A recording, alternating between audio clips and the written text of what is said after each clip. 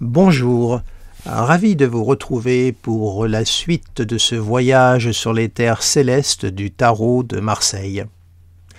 Alors tout d'abord, j'espère que vous allez bien, j'espère que votre exploration du tarot de Marseille se poursuit toujours avec autant de passion, de curiosité. N'hésitez pas, comme je le dis souvent, à prendre votre tarot de Marseille dès que vous en avez le temps, dès que vous le ressentez, ou dès que vous avez un petit peu des moments de flottement. Eh bien écoutez, prenez-le, c'est un compagnon de route, un compagnon d'âme absolument, remarquable. Et c'est une façon aussi d'entrer en contact avec lui, de vous familiariser avec sa présence, de vous imprégner des arcanes, de ces 22 arcanes, qui sont en fin de compte 22 chapitres de votre vie intérieure. Alors aujourd'hui, nous allons aborder l'arcane la force. Alors, cet arcane, que dit-il ? Au premier regard, la force en impose. Une puissance se dégage d'elle. On la ressent très solaire, rayonnante, puissante. Elle nous dit « Il est temps de prendre les choses en main, de t'imposer. Fixe-toi un objectif, crois fermement en toi et tu l'atteindras. » On serait donc tenté de rajouter ceci, la fameuse formule bien connue « Que la force soit avec toi ». Si on prend le temps de la regarder de près, on voit une femme qui maîtrise la gueule d'un animal. Il semblerait que ce soit un lion. En maintenant donc la gueule de cet animal ouverte. Elle tient donc cet animal sous son emprise et l'animal s'abandonne à elle. La force exprime donc non seulement la force physique, mais surtout la puissance intérieure, la parole de l'instinct. Cette dernière qui vient des tréfonds de l'être et ne trompe pratiquement jamais, à condition de savoir l'entendre et de l'écouter attentivement. Le jaune de cet arcane symbolise la puissance solaire, royale. Le bleu qui prédomine symbolise les forces de l'esprit et le rouge, l'énergie vitale. Enfin, la couleur chair parle de sa dimension humaine. Son regard est fixé sur un point précis, comme si rien ne pouvait le faire dévier de sa trajectoire. C'est la détermination absolue. Alors quel est son message ? Eh bien, la force affronte ses peurs et tente de les dominer. Ces peurs sont symbolisées par l'animal, et la couleur jaune de ce dernier exprime que la force sait transformer ses faiblesses en qualité. Autrement dit, elle fait de ses peurs un levier pour qu'elles deviennent ensuite des atouts. Un processus alchimique intérieur, en somme. Observez sa coiffe. Sa coiffe est en forme de lemniscate et fait un rappel au battleur. Souvenez-vous, l'arcane 1 qui a aussi cette coiffe. C'est l'arcane 11. Nous sommes donc à mi-parcours du tarot.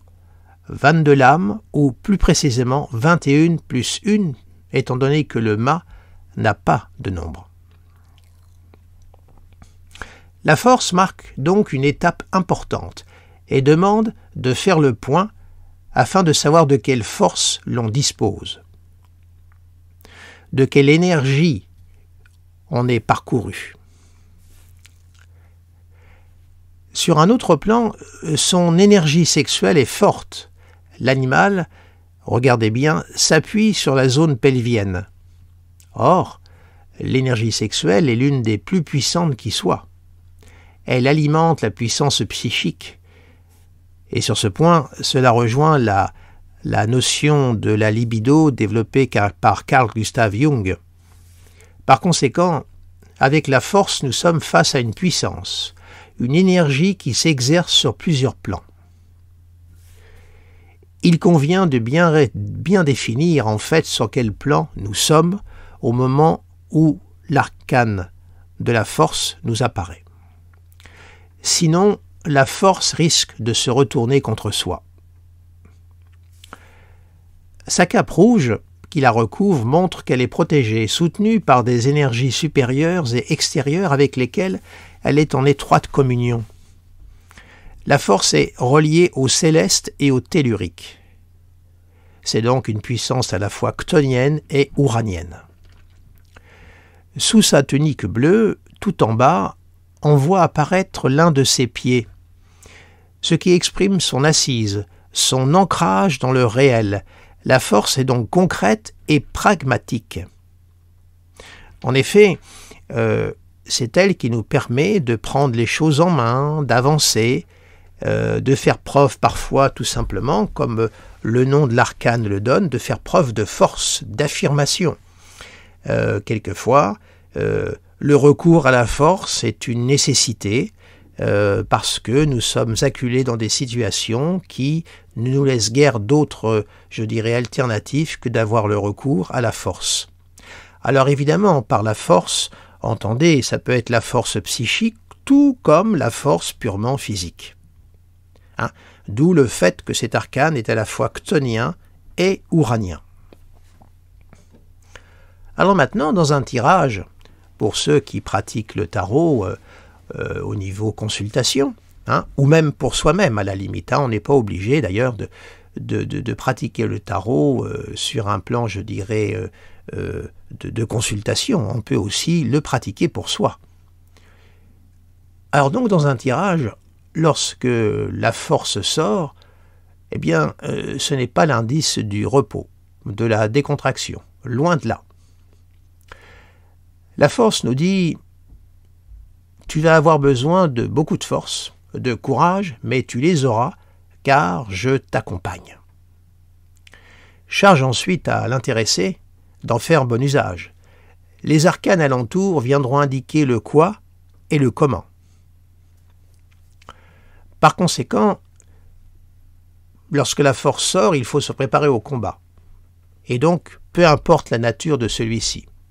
Elle nous demande de ne pas contourner, condamner d'emblée ce qui peut faire entrave à notre route, mais à faire corps, ce qui ramène à la présence de l'animal contre le corps de cette femme. Donc, dis-je, à faire corps, afin d'analyser les mécanismes et comprendre le pourquoi de leur manifestation. Sur le plan matériel, elle est plutôt de bon augure, car elle marque une domination, et ce même si les apparences disent tout le contraire de prime abord. Si le sujet tient, s'accroche, il obtiendra ce qu'il désire. La force du désir, là aussi, intervient pleinement. Mais attention de ne pas confondre force et dureté, tout comme détermination et entêtement. Parfois, lâcher demande tout autant de force. La force, enfin, c'est aussi la passion amoureuse. Sur ce point, tout dépend de la situation, car elle peut exprimer une relation forte qui résiste à tout, ou un rapport de force qu'il convient de clarifier. C'est une lame très très passionnelle lorsqu'elle intervient dans une question d'ordre affectif ou d'ordre sentimental. Elle marque la puissance des sentiments, elle marque aussi la puissance de la libido. Retenez que c'est un arcane solaire, un arcane d'élément feu. Bon, généralement, on dit que la force est plus favorable à une femme qu'à un homme. Dans le cas d'une relation amoureuse, un homme peut être sous domination et ne pas parvenir à s'en sortir, par exemple. Mais ça, c'est assez relatif. C'est une approche qui a tout son sens, il est vrai, sur le plan de la symbolique. Mais ensuite, quant au déploiement de la symbolique dans les champs du réel, ça demande évidemment un peu plus de doigté et de prudence. Alors maintenant, si vous avez un tarot à côté de vous, bien écoutez, emparez-vous de ce bel arcane et puis contemplez-le. C'est vrai que quand on regarde la force, on sent vraiment cette énergie. Prenez le temps, détendez-vous, observez-la comme si vous regardiez une photo. Quand vous regardez un arcane, essayez de vous mettre dans la position de quelqu'un qui regarde une photo, comme si vous regardiez une photo d'un paysage, tout simplement. Regardez sans chercher à comprendre. Évitez, autant que faire se peut, de faire intervenir le mental. Soyez dans le lâcher-prise et en quelque sorte la contemplation. C'est là où vous viendront des sensations, peut-être même des visions, peut-être même des sons. Et tout ce petit bagage de manifestation va constituer votre vocabulaire qui va vous mettre en unisson, à l'unisson de cet arcane. Voilà. Eh bien écoutez, ici s'achève ce court parcours sur Avec la force. Je vous remercie de votre attention, je vous remercie de votre fidélité et je vous dis à très bientôt pour une autre aventure sur les terres célestes du tarot de Marseille. Au revoir.